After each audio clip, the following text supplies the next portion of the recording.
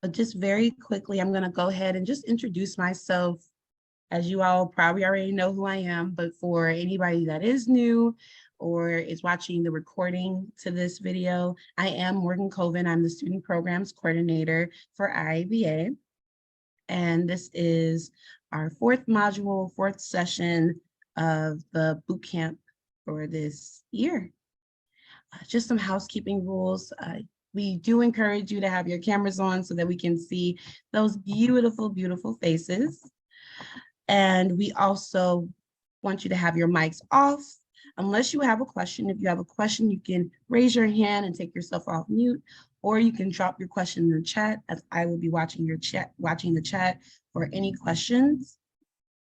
You also should have all gotten the email that I sent out talking about annual meeting sponsorship, session attendance, the forms that you have to fill out to get sponsorship, where to register, and where to find the recordings. So if you have any questions, you can email me and I will drop my email in the chat for anybody that needs it very quickly.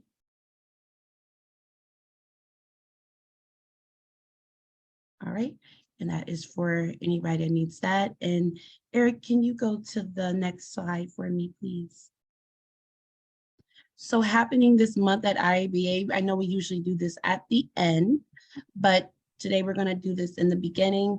So if you are interested in learning more about how to become an accredited investor or how to gain control of your wealth, you can come to our virtual speaker series. We had one on March 15th and we have another one coming up March 29th.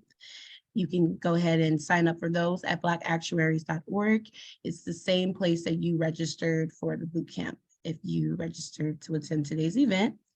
And just a couple of other things that is going on at IABA. We already had our Owltown session, but we do have our boot camp, which is today, that is going on. And then our next session will be April 5th, okay?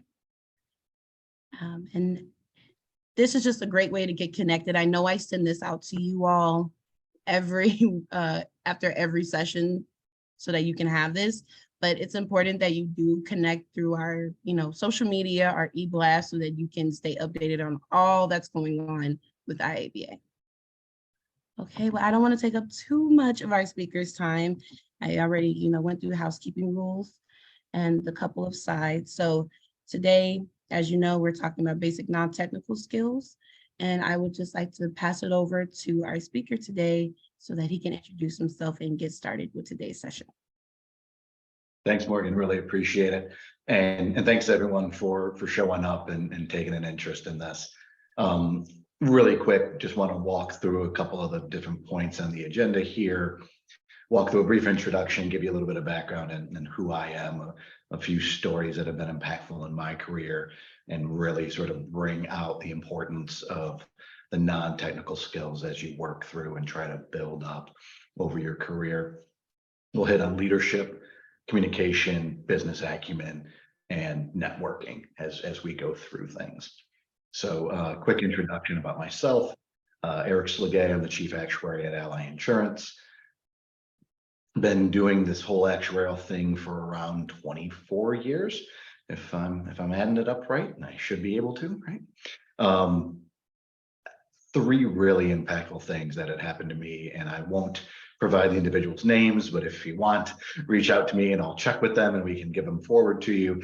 I worked for a chief actuary and was presenting to him on some changes I was making from a loss reserving analysis. We were really separating things and fitting new curves and coming up with all these new methods. And I probably pontificated on that for 90 minutes. If it was 1 minute long that I was explaining it to him. He sat there and he took notes. He was writing things down. Yeah, I get it. Okay, that sounds great. We got to the end and he goes, now what's my story? And I was like, I just gave you 90 minutes of a story. I'm confused. And he said, I've got to go talk to the CFO and I can't tell them anything that we just talked about. I need to find out the story. Like that was the first time it dawned on me how important communication was to what we do as actuaries, and not only what we do as actuaries, but how we make an impact as actuaries. The next was I reported to a chief risk officer, and we were talking about development and taking the next steps and those types of things. And he told me, there's no more math you can do that's going to impress anyone. Right? I needed to show that I could be a leader.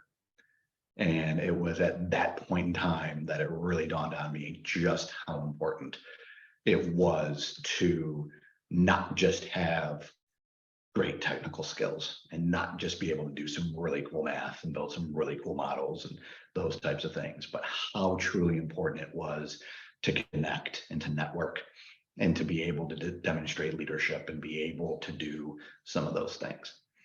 The third is I was having a conversation around reserve changes with an old CFO that I reported to, and came to her, I don't know, I think 4 or 5 days before the end of the year, and said, hey, I need more reserves.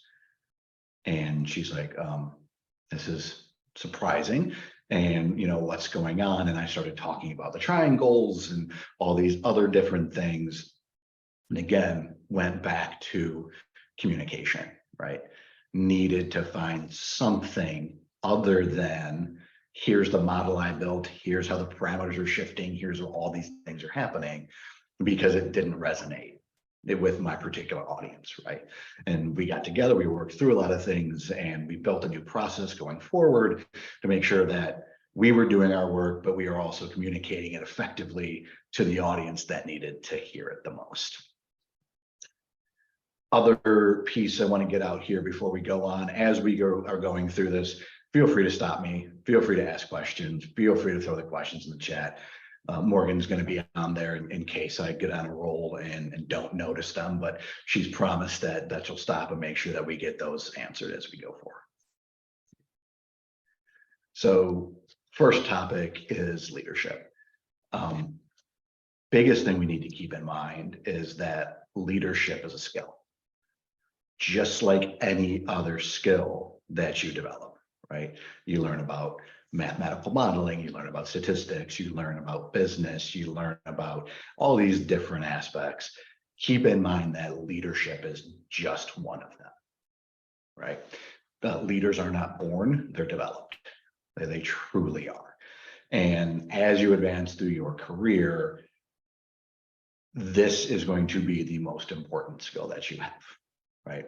As you move up in the ranks and as you take on more responsibility and as you lead people and as you lead teams and as you lead organizations, if that's your aspiration and that's your goal, you have to succeed through others, right? You go from someone who does the work to someone who leads the work.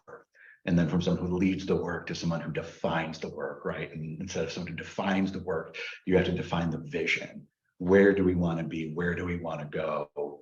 And work through your teams to help get there, right? Constantly think about that as you're going through your career. You don't want to find out that, you're trying to get to a manager level role or director level role, and that this is the skill that you're lacking, because you have a lot of time early in your career to help develop it. So constantly keep that in mind. You're seeing the box number 2 there. This is literally the #1 skill I look for when I'm hiring people. And I don't care if it's for senior director roles on my team or fresh out of college, associate analysts who are coming to their first actuarial job. This is the most important skill and the #1 thing I look for, because I tell everyone it's a lot easier to teach somebody the math and make them a great actuary than it is to teach somebody to be a great leader. So those people who have this talent and have demonstrated this talent stand out as you're looking through a sea of resumes. And specifically when you're having an interaction and you're talking, you're doing an interview, this skill is far and away the most important. And if you really want to separate yourself from the crowd, you'll have a number of ways you can demonstrate your leadership skill. Number three, you see up here, it's often neglected by actuaries, especially early in their careers in favor of technical skills and passing exams, right? I will never tell you not to focus on passing exams, right? It's obviously incredibly important, but make sure that you're thinking of your development as an actuary holistically, and that you are really trying to make sure that you are balancing those different skill sets. Right. Not everything can be a top priority. That's great advice, not just about developing yourself or anything else, but everything can't be a top priority, but make sure that you strive to strike a balance as you're going through your career and building these types of skills, because you don't want to ever be leaning too far one way or the other. Because even if your goal is not to necessarily lead teams or be a people or lead people or be a chief actuary, you're going to be leading projects, right? You're going to interact with other people and other departments, that you have to succeed with and through. And developing these skills will really put you in a position where you're going to have great success. I'd say the last one up here is you don't have to be a manager of people to show leadership, right? I've talked to a number of people about leadership, especially at some more entry level roles. Like, well, I wasn't in charge of this. I'm not a manager. I don't have a career. Make sure you don't think of leadership as only I was in charge of people and I gave them things to do, right? Think about how you have demonstrated leadership through academic projects you've been on or organizations you work with, those types of things, and make sure as you're going through either your education or early career or wherever you happen to be, that you're focusing on ways that you can demonstrate those types of skills. And the best way to do that is to get involved, right? When you see an opportunity, when you have the chance, I'd say go out and take it, because this gives you those differentiators when you're looking for a job or you're looking to get a promotion or you're looking for a new opportunity, whatever it may be. These are the things that really stand out. And when you can talk about them and articulate them and demonstrate those skills, it's really going to help you set you apart. Here, we had a quick question in the chat. Someone asked, how do you get to find out that a candidate being interviewed has leadership skills? Do you address a specific question? Do you ask a specific question? How do you find out more about a person having leadership skills? So one thing I do, I legitimately ask a specific question. I ask them to describe their leadership style and then describe instances in which they've used that leadership style to, and to what effect, right? Sometimes the leadership style works and that's great. Sometimes the leadership style doesn't work at first and we have to modify and adapt. And I ask questions around that so that they can really provide that insight to me. The other big way I'd say that comes out in interviews is through the questions that you ask. So maybe not every interview will give you that opportunity, but most of them will. I make it a point to do that. And one of the things I do is turn it over and say, hey, ask a question that you have about me or the role of the company or whatever it may be. And when you're given that opportunity, that's really where you tell me what's important to you, because you're asking a question going, hey, I want to know about this. And when people ask me, who will my leader be? Can you talk to me about your leadership style? Can you do these sorts of things? That to me demonstrates that as well. Thanks, Eric. Hope that answers your question, Emmanuel. Yep, he said it did. All right, I saw the chat pop up. You're very welcome. Yes. And we just have one more question asking, what leadership style would you recommend? That's interesting. This one I think I can answer in one word. I'd say adaptive, right? One size doesn't fit all. And the other thing I'll tell you about leadership is that it's not even universal within a given individual, right? Yeah. Some individuals are absolute experts at certain things, but need a lot more assistance in other aspects of their job and some of the things that they do. So you can't just say, oh, because so-and-so is great at building models, that I don't need to give them the same level of guidance and assistance if they're building presentations, right? I think sometimes a failure of leadership is to think that because somebody has achieved a certain level in a particular aspect or area of their development, that they're that place everywhere, right? And I assure you that that's not the case. I guarantee it's not the case for me. So when we're talking about leadership, I think understanding where people are on given tasks. And I think a lot of times I call that like a situational leadership type of approach to things. But I would say that adaptive, right? Because what worked for one individual may not work for another.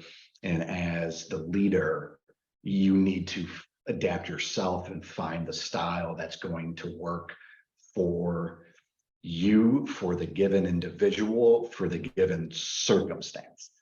And so I'd say the key there is being adaptive. Thank you, Eric. Absolutely. So the next is communication. And this is probably one of the most important skills that we have. And I think it's one of the skills where actuaries can sometimes use the most improvement. Real quick question here. Go ahead and throw it in the chat or jump off the line. What is the purpose of our work as actuaries?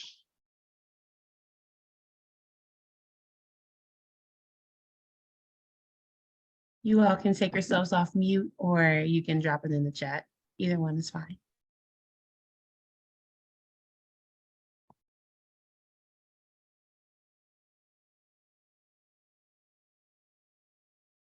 I see you, Greg. You want to answer the question, Greg?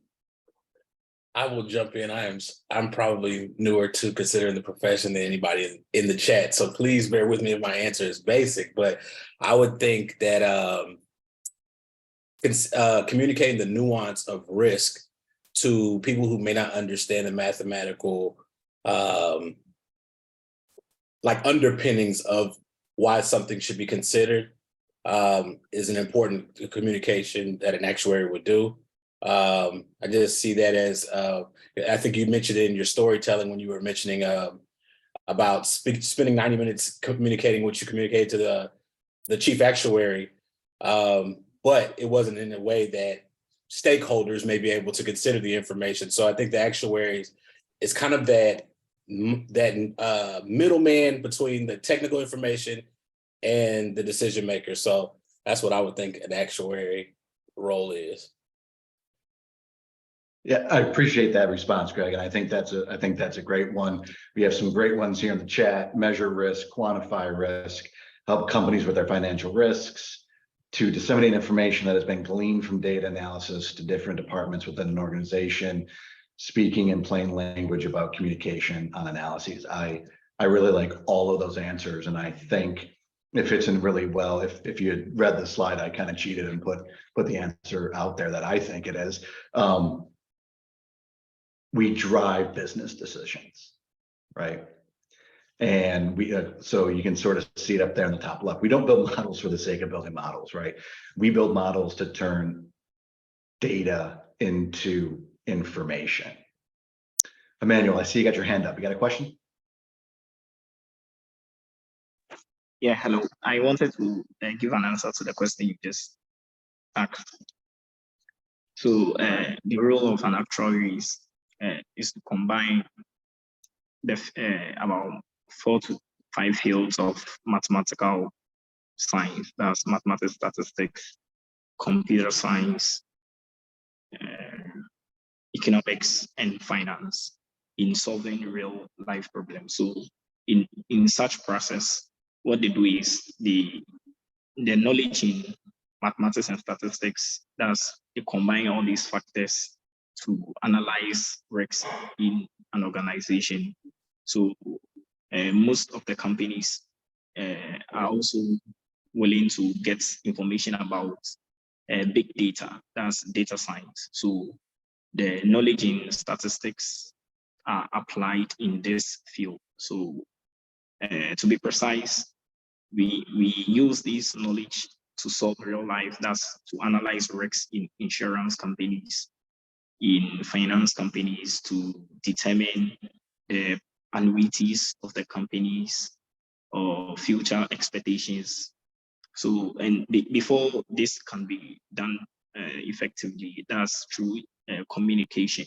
So data, the data as in they communicate from small datum, datum to like in big data, like handling a big data, that's using the knowledge in computer science to bring an output.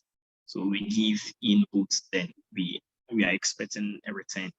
So the role of an actuary is more broad in even in macro finance, in economics.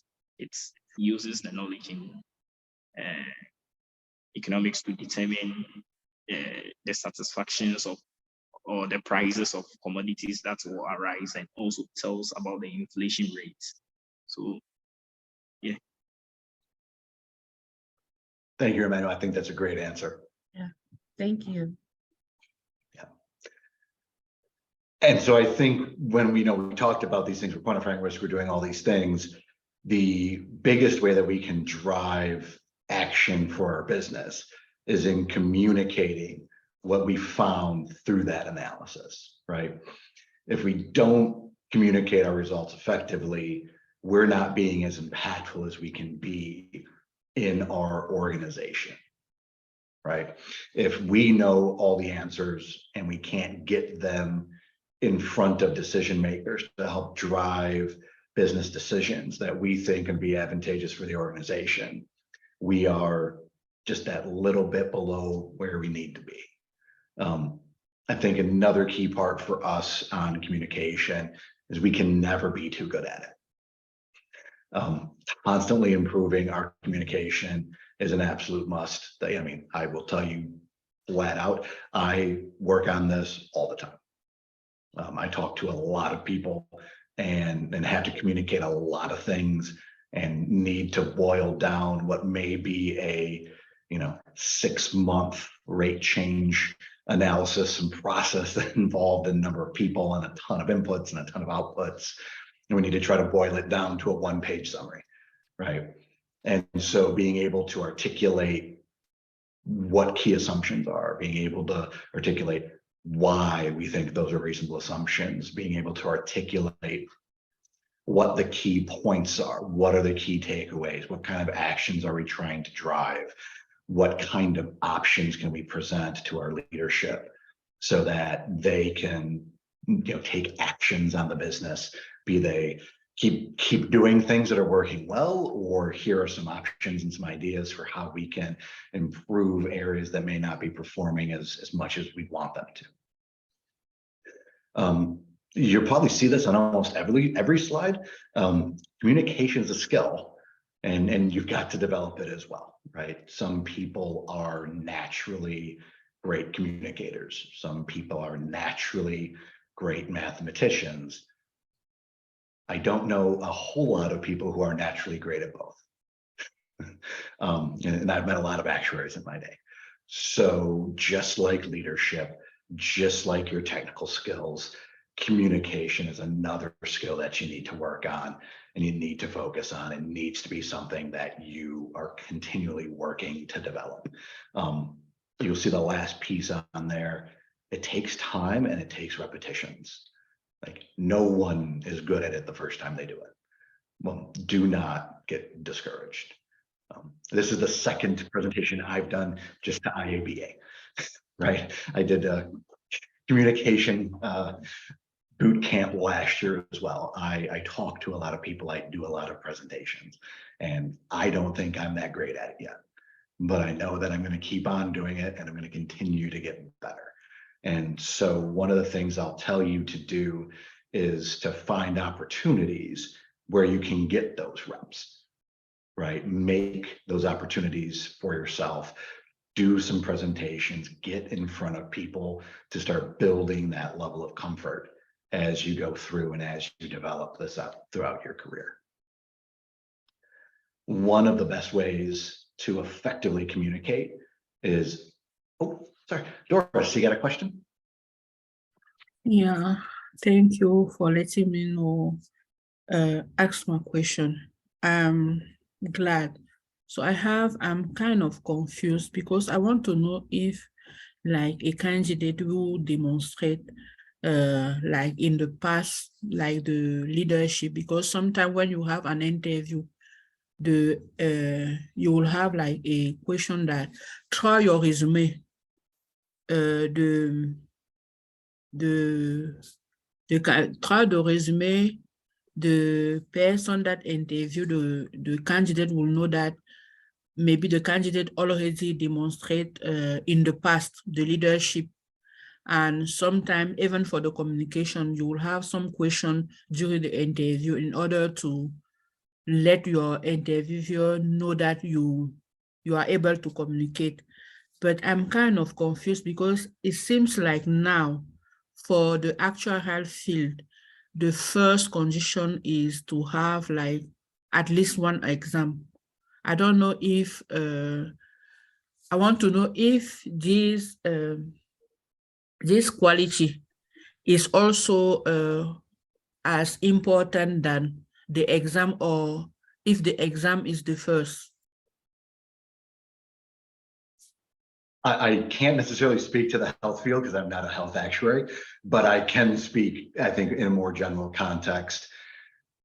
We do look at exams, and having exams for us is kind of an opening bar, right? There are a lot of companies that will want you to have at least one exam passed so that you know what the exam process is and you've been through it and you're comfortable in it, because people take a lot of time and effort in bringing people on board and developing and training, and they want to make sure that people, maybe for lack of a better way to put it, know what they got themselves into with the entirety of the exam process.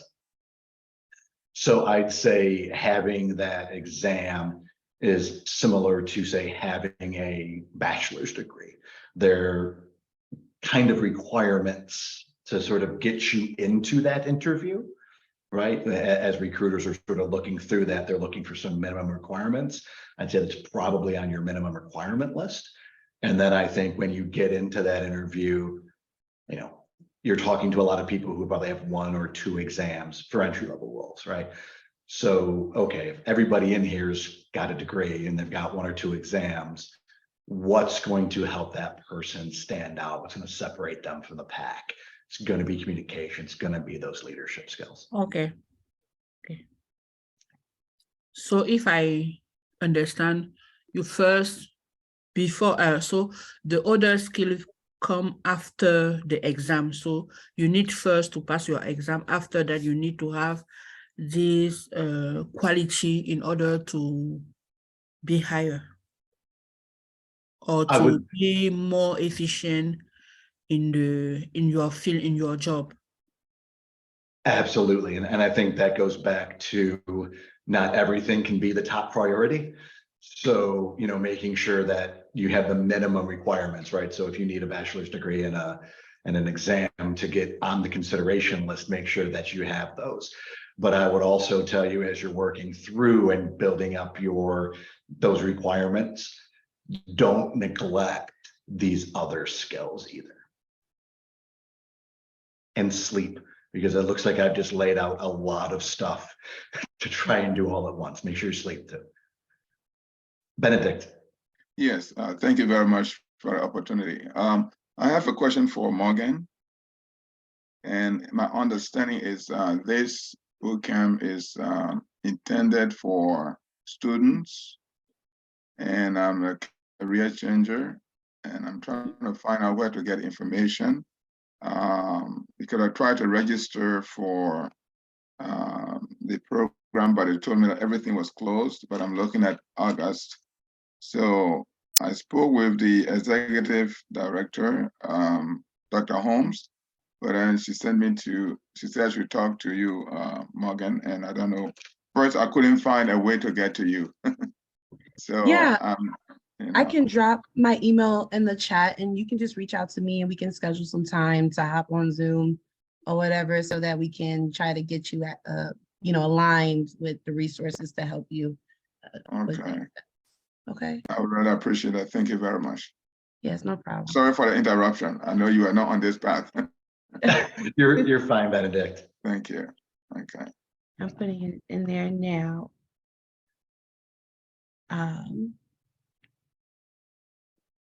I thought I saw somebody ask a question in the chat, but I can't see it. It was my question. I already speak. Thank you. Yep, no problem. It disappeared on me, so I can't even see like the rest of the questions. I don't know why. But thank you all for your questions. And like I said, I dropped my email in the chat if you have any more questions related to student programming and IABA. Okay. All right, we'll kick it back over to Eric. Yeah, absolutely. So, one of the most effective ways to communicate well is to really know your audience, right? I put there in bold, find your audience win. What is your audience looking for out of you their interaction with you, right? If I'm looking to know what a rate change needs to be, I don't want to go through 1,000 steps of how we got to the rate change because my audience wants to know, what do I think the rate change should be, right? Never bury the lead, right? Get it out there, talk about why you're supporting it.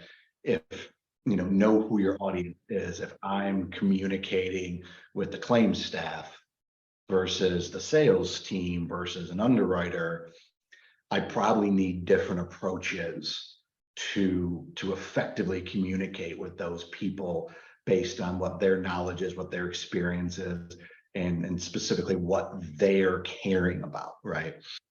Every audience is different, so you need to be adaptive in being able to find a way to come up with common ground to make that communication effective. I think sometimes I call it I'm going to make up a word, and so it's going to be tough for me to pronounce. Operationalize things, right? If people are used to going, well, I associate IBNR with a number of pending claims, then if you can show them trends on pending claims, it's going to help them understand what your analysis is talking about as it relates to IBNR, right? And so you can associate those things to help communicate your analysis. It doesn't have to necessarily be the basis of your analysis or the only part of your analysis, but if it's part of it and you can really tie the individual you're communicating with the things that they see and that they do every day, it really goes a long way in helping you communicate effectively and again, get back to driving those business decisions. The last one I put up there is get accustomed to delivering challenging news. I've been an actuary for a very long time. I don't dye my hair this color, like it's just gray. You do get good news sometimes, but a lot of times you're gonna take rate changes, and especially if you look at the P&C market, I think everyone may pay for auto insurance. Your auto insurance rates haven't gone down in a long time, right? Homeowners rates, renters premiums, right? Those things tend to go up, right? If you're in a challenging area, reserves may need to go up, right?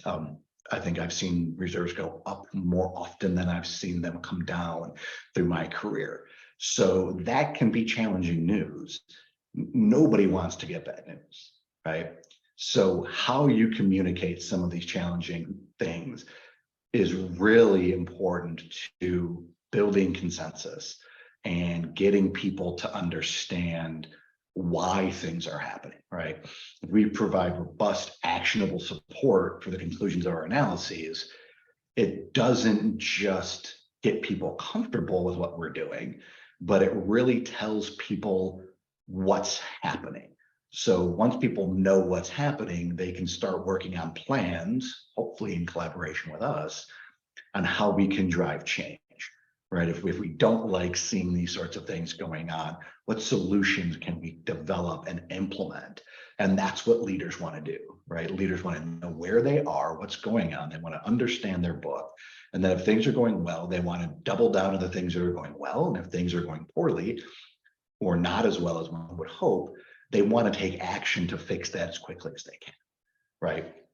So providing that and providing that story really helps us to get people comfortable with what we've done, specifically when we're building big fancy models and that may not be the person we're communicating with background, right? We find that common ground, we provide the story, we talk about what's going on with the business, which is really where people will make a great connection.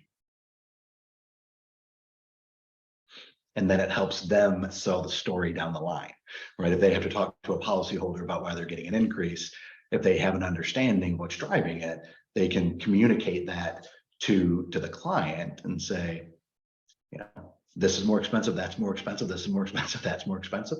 And that's why you're seeing a rate increase. And that can really help in that communication and working through that. All right, any other questions?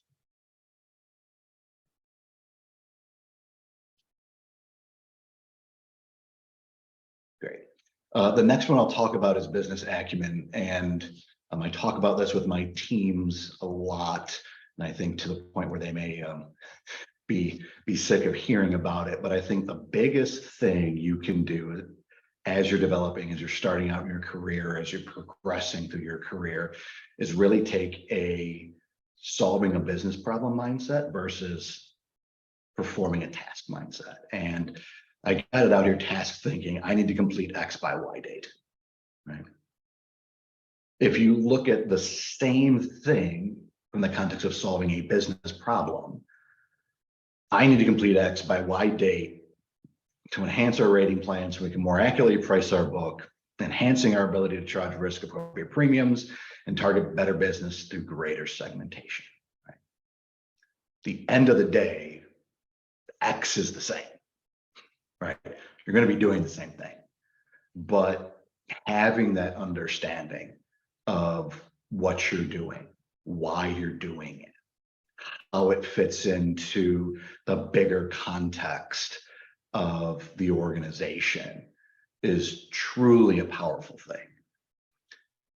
Asking why is incredibly powerful. Understanding why is even more powerful. If we don't necessarily know what we're doing or why we're doing it or what role it plays or how it interacts and works across the organization, we're just doing a thing, right? If we're understanding and if we're solving a business problem, we can ask better questions, right? We can deliver more impactful answers, but we can also ask, is this the best way to do this?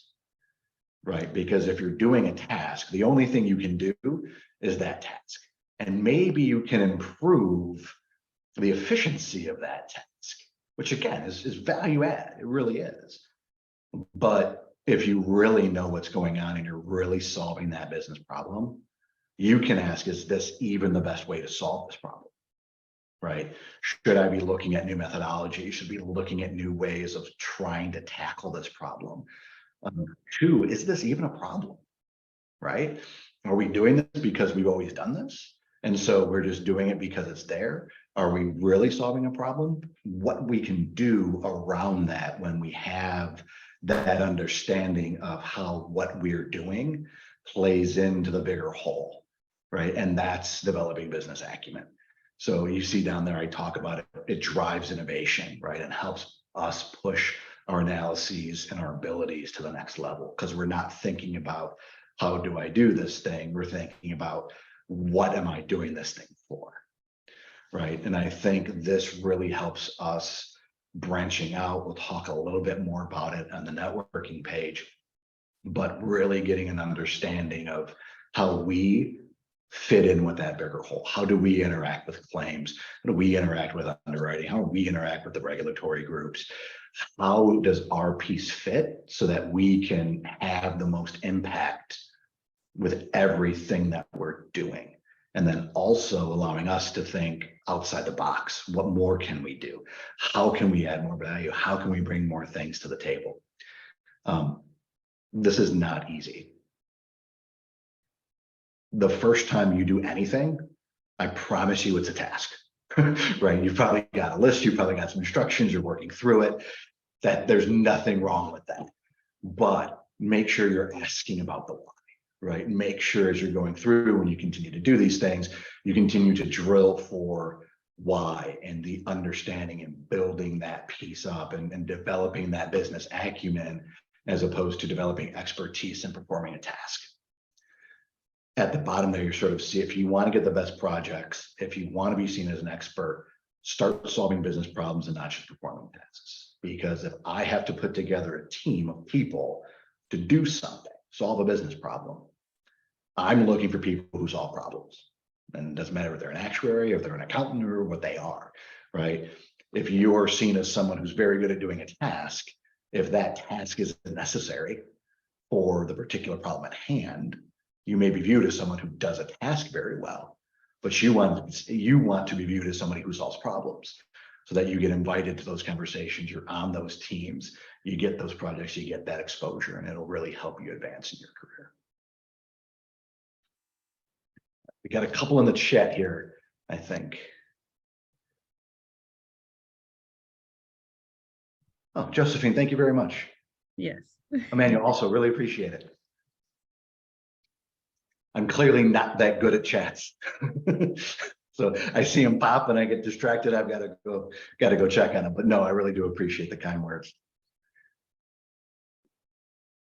So the last piece I have here, and I'll make sure that we have some time for Q&A at the end, is around networking. One great way to build your business acumen, right? Networking with individuals outside of your group or even the actuarial function, really getting different views and different opinions on different tasks and different problems, right? Everybody sort of comes at the same problem with a different lens and a different view based on their understandings, their expertise, their experience. And the more people you can network with and build relationships with, the more of those views you get to see and take on.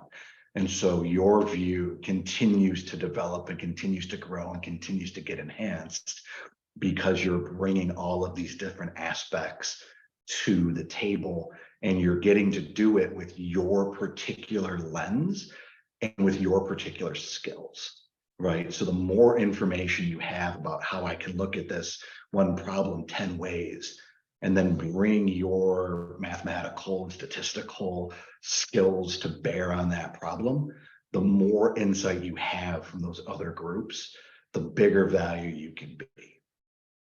And again, I threw it right down there at the bottom. The great way to build business acumen is to talk to the people in the business, right? As you go through your careers, you're going to run into a lot of great people, a lot of knowledge, and the fastest way to flatten the learning curve is to talk to the people who have flattened it themselves already, and they can really help bring you up to speed and get you rolling. All right, we got one more in the chat, I think. Oh, that one's just a thank you. I much appreciate it. 2, networking is really important for Benedict. Do you have your hand up? Yes, Mr. Eric, I'll just still on task thinking and problem solving. So I was thinking, are you then saying that problem solving is task thinking plus the why? I'm sorry, you broke up a little bit there. I didn't catch the whole question. Yeah. Based on what you said, I was wondering, are you saying that problem solving is task thinking plus the why? I think that's a great way to phrase it. Yeah, right. I always look at it as you may do a task to solve the problem, but if you understand the entire context, then that task is part of your problem solving as opposed to the whole end all be all. So I think the task plus a why is a great way to think about it. Thank you, sir. Yep.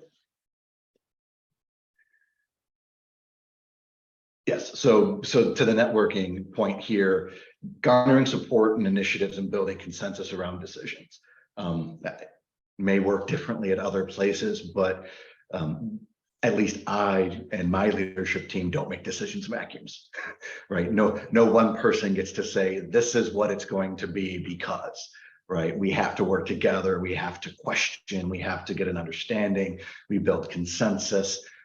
And that type of piece works best when you know the people that you're trying to do that with, right? You have background, you have an understanding, and you can really see where they're coming from. Because I think for us, a lot of times it's easy to go, well, we just did all this great math, and this is clearly a great path and a great answer. But is that just what's coming from the data? Are we taking qualitative inputs, and are we trying to see all the different areas and aspects of what we're doing through our process through everybody else's lens? And I think networking and getting that network really helps us see that whole picture. And again, I think it lets us uniquely come into that problem, looking at it from multiple ways, again, with our analytic lens. And it allows us to go, you know what, we've maybe never looked at this problem this way before, but now that I know this problem has all these different facets to it, maybe we need to try a new method, or maybe we need to try this, we need to do those types of things. And that's, I think, where you see that innovation snowball start to roll downhill. The last piece, a couple pieces really quick here. It's a great avenue for growth and new opportunities, right? The more people that you know, the more people you have a strong connection with, the more opportunities you have for mentorship or menteeship, right? You know, either being one or having one, right? So it allows you to develop your skills, learn, and it also allows you to help pass that on when you're in that position to be the mentor. It's also a great way to find out if there's other positions or opportunities that you might be interested in. You know, I've been in a number of roles and organizations throughout my career, and I think that has really helped me start to see things from different sides, right? That's the coin, but there's the head, the tail, there's also the side, right? You know, you can really get that and see what opportunities are out there. And that's just another great way to do it. And I think the last one here is make meaningful connections, right? When you're networking, really build a relationship. At the bottom there, so don't just rack up connections on LinkedIn, right?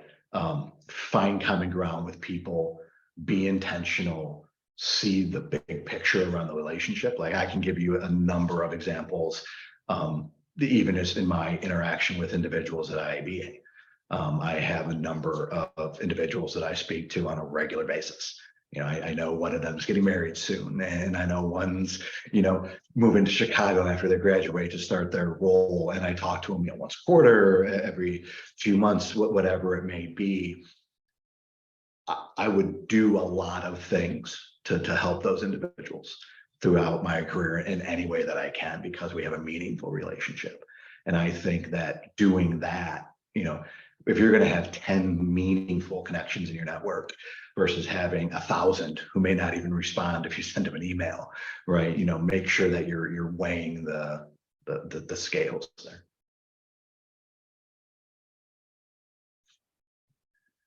Great. That's the last slide I've got. So would love to answer any questions that you have about the content, about anything that you have on your minds.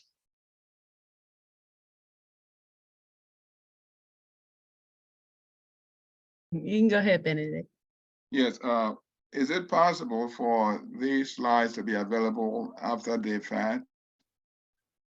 Absolutely. I'll verify it with our PR team, who, a big shout out to them, did a fantastic job helping me pull this together, and so really appreciative. And then I can forward them over to Morgan, and she can make them available. Thank you very much. Greg, I see you got your hand up.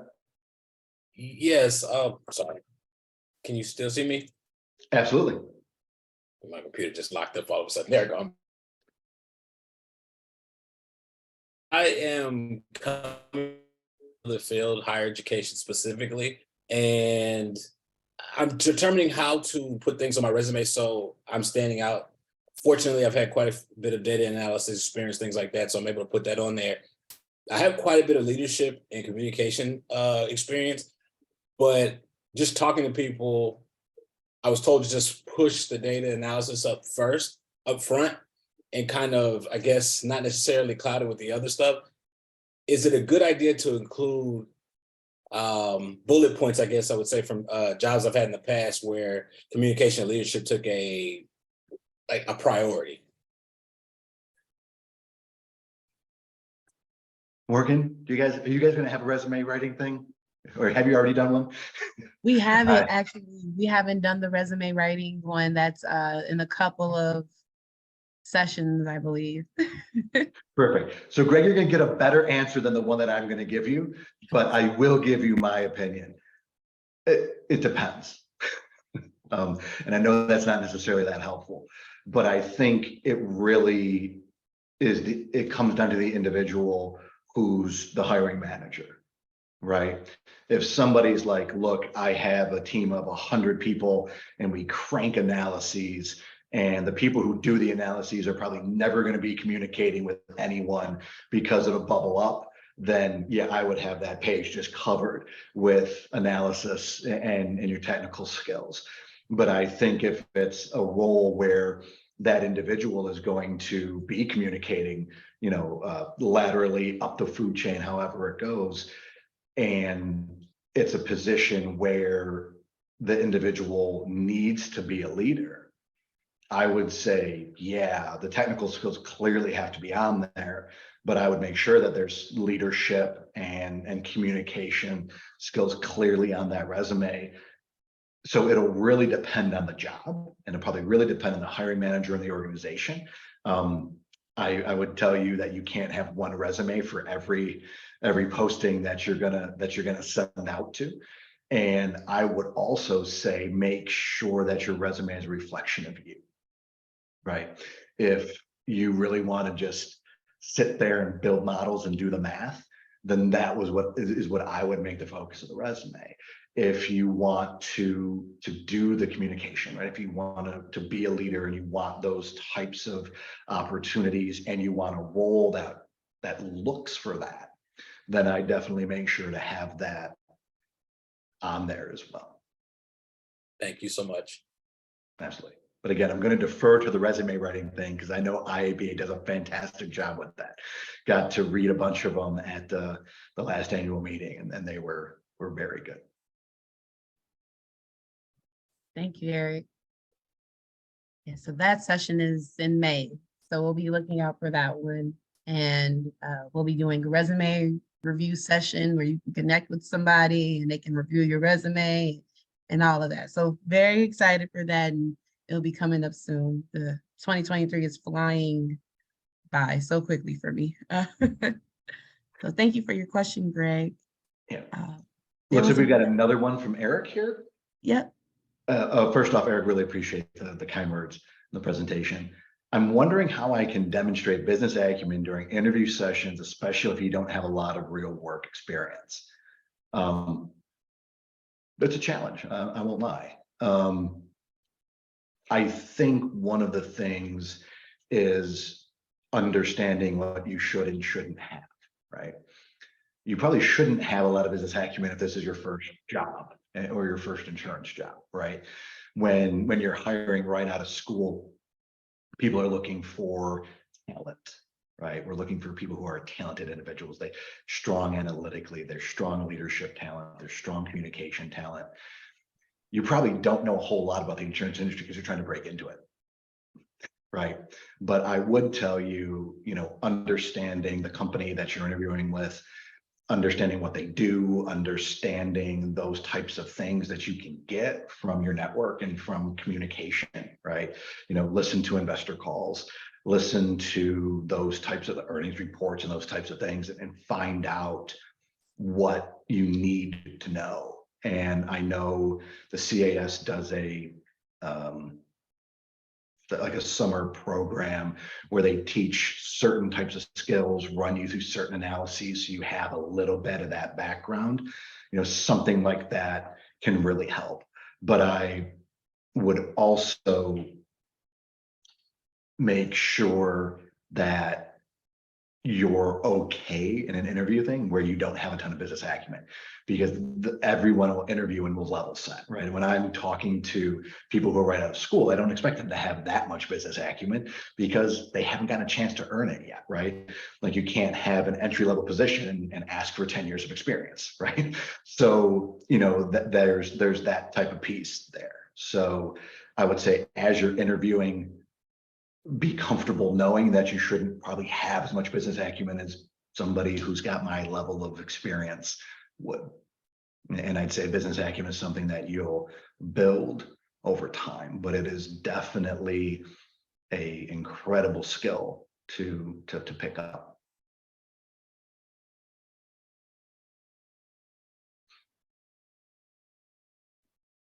Just a couple of people one person in the chat definitely wanted to connect with you, Eric, via LinkedIn.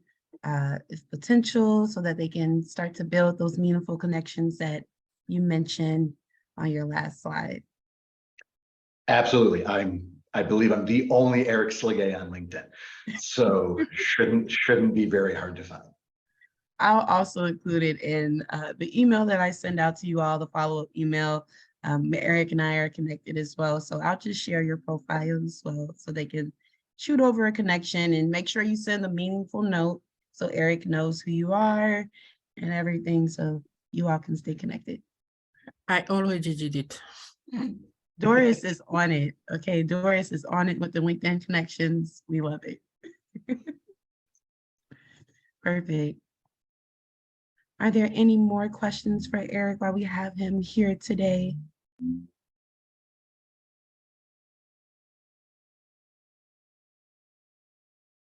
All right. Just want to make sure we have enough time. If you end up thinking of anything, please stop me, interrupt me, or drop it in the chat, or you can connect with, Benedict, you want to?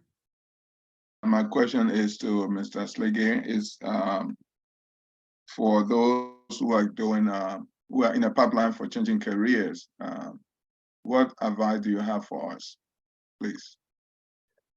Yeah, I know a number of career changer actuaries. I've worked with a number of them, and they tend to be very,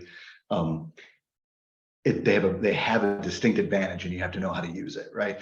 When you're changing careers, you do have business acumen, even if not specific to the insurance industry or to the actuarial profession. You know how to build a network, you know how to communicate, you know how to do those things.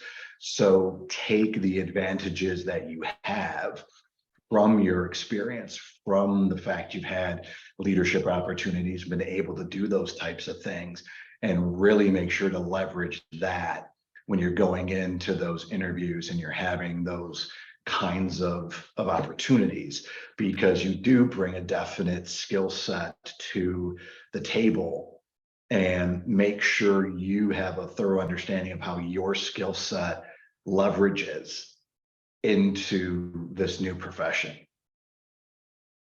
Thank you, sir. Absolutely. That was amazing, Eric. Great answer. Are there any more questions? I know we're on the hour. If there are no more questions, like I said, I'll definitely include Eric's LinkedIn information in the email that I send out, so that you all can get connected and ask him any follow-up questions. And thank you, Eric, for your time today. We really appreciate it. Absolutely, it was my pleasure. Yes, yes. And just so I can close today out as well, I know you all need some information so that you can do your session attendance form if you're doing that. So the animal of the day is koala, because I love koala bears. And your session attendance form for module 3 closes tonight at midnight. So please get that in. And module 4 will be due April 5th, which is also the next scheduled module, which will be talking about off of the top of my head. We were talking about presentation skills. So just to provide you all with that information, and if you all have any questions, remember to reach out to me. I dropped my email in the chat a couple of times, and just be on the lookout for the follow-up email. And yeah, that is it. So thank you all. So Eric, did you have your hand up? Oh, Eric? Sorry, it was a question to Morgan. Maybe I can ask some other time. Do you have any comments on the FM prep program? Yes, reach out to me. Okay, all right. Yeah, reach out to me. Yep. You should, yeah, reach out. Yeah. And yes, to wrap that up, if you all need anything regarding any of the student programs, reach out to me directly so we can get you any information you need. And yeah, I look forward to speaking with you all April 5th. We had one more pop up in the chat. Oh, we did? Yeah. And I was just going and going and going. No problem. It was around being a career changer with an underwriting background. What would be the best way to leverage this type of position? Yeah. I think in that instance, right, one, having a lot of insurance knowledge, right, is always huge. I think two, having an underwriter's point of view and an actuary skill set, I think is an incredible combination, right? Because you, at the end of the day, see, like from a pricing perspective, you see and interact with the end customer or the end consumer, right? And so you have a unique knowledge of how what the actuaries might do from, say, a pricing perspective falls down to the end consumer. You also have a unique understanding of the challenges that an underwriter faces when, you know, rates change or any of these other aspects. And so you bring a ton of knowledge and an incredibly valuable point of view to the actuarial equation, for lack of a better way to put it. So understanding what you know about the insurance industry and about rating and about, you know, experience rating or individual risk rating or whatever your particular experience may be from the underwriting side. When you come over into, say, a pricing role, you have a very unique perspective, right? Because you're literally the one who is saying, here's what your rate's going to be. You know, you take the base rates, you take the other factors, and you come up with the final rate. You have a lot of insight into that, into what matters, what's impactful, what you're seeing on a day-to-day basis. You have a micro level of the macro impacts. And I'd say really trying to drive that level of insight in when you're having that kind of conversation, I think would be very, very impactful.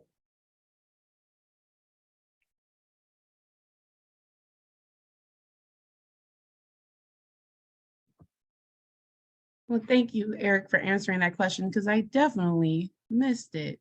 I just need to get the exam. Yep. Just need to get the exam. Soft skills plus technical skills are very important. Something that I've learned as a young professional as well. Needs to have, you know, have both, work on both.